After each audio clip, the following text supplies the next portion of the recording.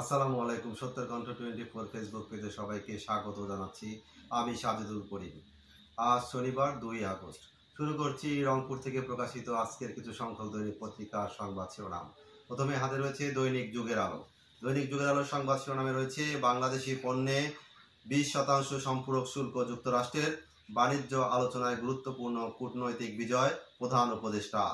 দৈনিক যুগের আলো।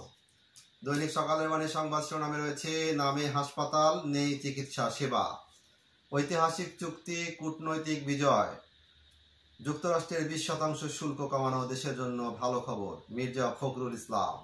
আগস্ট ঘিরে নিরাপত্তা শঙ্কা নেই, পুলিশ। দৈনিক সকালের বাণী।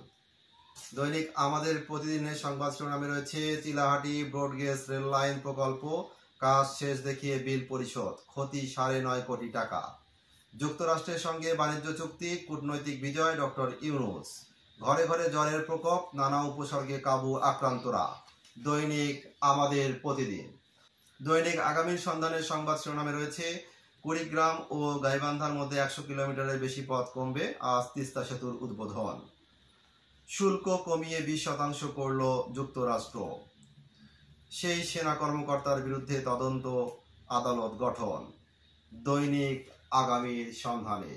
এই ছিল রংপুর থেকে প্রকাশিত আজকের কিছু সংখ্যক দৈনিক পত্রিকার সংবাদ শিরোনাম। নিয়মিত সংবাদ জানতে চোখ রাখুন সত্যের কণ্ঠ 24.com ও সত্যের কণ্ঠ 24 ইউটিউব চ্যানেলে।